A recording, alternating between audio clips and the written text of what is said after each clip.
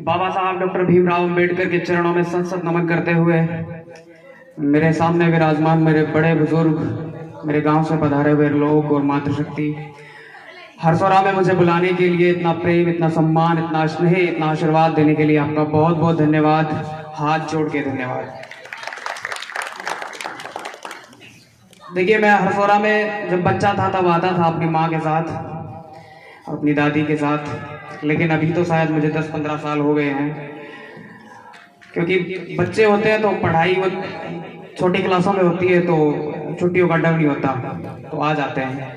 लेकिन जब बड़ी क्लास में जाते हैं तो कंपटीशन बढ़ता है, तब ये लगता है कि यार ये छूट गया तो 1 नंबर कम आ जाएगा, 2 नंबर कम आ जाएगा। उसके बाद फिर नौकरी लग गई थी तो आना नहीं हुआ। मतलब मिलते रहते थे हम, लेकिन मैं शायद बहुत दिनों बाद आया हूँ हरसोरा में।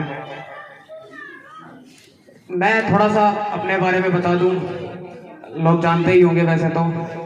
मेरा नाम जतिन कुमार है, मैं राजस्थान के अलवर जिले के गांव बहरोज से रहने वाला हूं, और मेरी दादी जो है वो यहीं की हैं, हरसोरा की।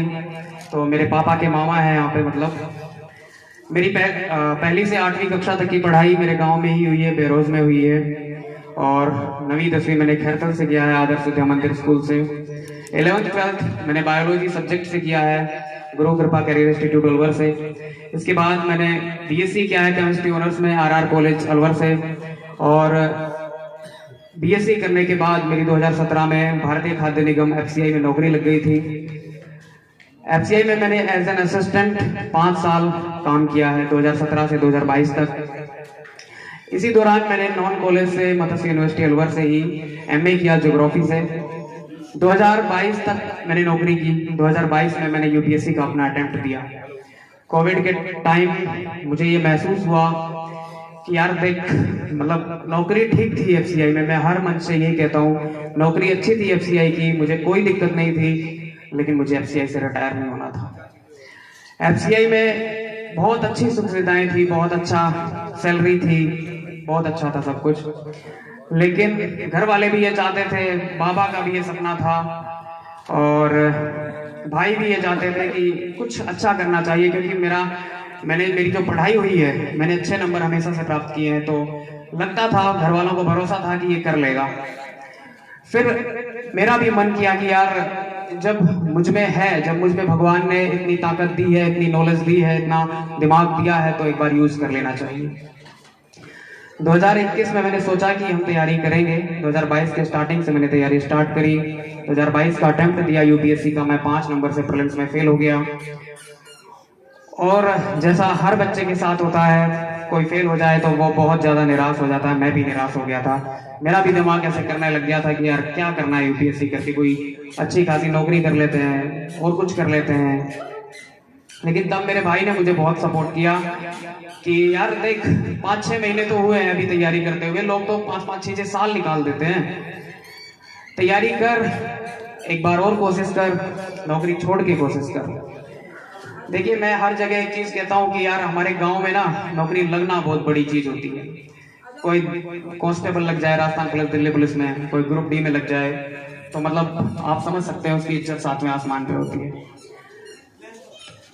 नौकरी लगने के बाद नौकरी छोड़ना वो और ज्यादा रिस्की काम होता है। मतलब लोग आपको पागल कहते हैं, और मुझे कहा है लोगों ने, लेकिन वही होता है कि घर वालों का सपोर्ट रहा मेरे साथ। इन्होंने कहा कि नौकरी छोड़ दे, तो कोई बात नहीं। मैंने वो डिसीजन लिया कि मैंने नौकरी छोड़ दी। 2022 अक्टूबर में मैंने नौकरी छोड़ी। इसके बाद मैंने फुल टाइम तैयारी करी। 24 घंटे मेरे पास थे, तो उसमें से मैंने अपने 10-12 घंटे लगभग, तो मैं चुपचाप बैठ के सुनता रहता हूँ। आजकल का वो जमाना है कि आपको सुनना ज्यादा चाहिए, बोलना कम चाहिए।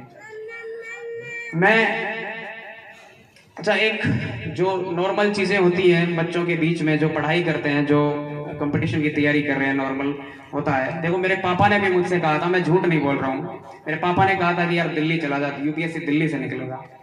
मैं कभी दिल्ली नहीं गया। ये कोरी अफवाहें हैं कि यूपीएससी दिल्ली से निकलेगा। मेरे पापा ने कहा था कि यार वो मोटी मोटी किताबों से यूपीएससी निकलता है। मैंने कहा मुझ पर विश्वास रखो, मैं कर दूंगा। मैंने कभी मोटी मोटी किताबें नहीं पढ़ी। मतलब एक किताब अगर यूपीएससी की आप पढ़ने बैठ जाएं तो 1000 से 1200 पेज होते हैं एक किताब में। मैंने कभी नहीं पढ़ी। यूपीएससी कभी आपसे ये नहीं पूछेगा कि आपने कौन सी किताब पढ़ी, आप कौन सी कोचिंग से पढ़ के आए हैं, कितने आपने पैसे खर्च किए हैं। अगर आपके कॉन्सेप्ट क्लियर हैं, अगर आपको चीजें पता है, अगर आपको समाज में रहना आता है, अगर आपने संविधान ठीक तरीके से पढ़ा है, तो यूपीएससी निकल जाएगा। कोई मोटी किताब पढ़ने की जरूरत नहीं है, किसी महंगी कोचिंग में जाने की जरूरत नहीं है, अपने माँ बाप की जमीन बेचने की जरूरत नहीं है। खुद पे विश्वास रखो, खुद की मेहनत करो, माँ बाप का आशीर्वाद साथ रखो और मेहनत करो। देखो मेहनत से ही निकलेगा यूपीएससी। मैं आपके सामने एग्जाम्पल हूँ। मेरी बहुत सारे लोग, मैं लगभग 15-20 दिन में 10,000 से ज्यादा लोगों से मिल चुका हूँ। सबका एक ही सवाल होता है कि यार यूपीएससी तो दिल्ली से निकलता है, तुमने कैसे निकल दिया।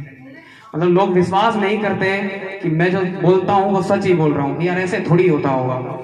जिस एग्जाम के लिए एक किताब 1200 पेज की होती है, उस एग्जाम के लिए मेरे पूरे नोट्स 1200 पेज के थे। बस मैंने इतना ही पढ़ा है। बस मैं हमेशा बच्चों से एक चीज कहता हूँ कि देखो पढ़ोगे तो बहुत ज्यादा चीजें हैं। मतलब इंटरनेट पे तो सब कुछ भरा पड़ा है ना, कितना पढ़ोगे, कितना याद करोगे। ऐसे नहीं होती है पढ़ाई। आपको चीजें लिमिट करने की जरूरत है, आपको अपने सोर्सेज लिमिट करने होंगे। आपको वो पढ़ना पड़ेगा जो एग्जाम आपसे चाह रहा है। आपको पीएचडी नहीं करनी है किसी सब्जेक्ट में। पीएचडी करने के लिए अलग लोग हैं। अगर आपको पीएचडी करनी है तो एडमिशन लीजिए, लेकिन अगर आप किसी कंपटीशन की तैयारी कर रहे हैं, अगर आपको यूपीएससी क्रैक करना है, आईआईटी नीट निकालना है, तो अपने सोर्सेज लिमिट करिए।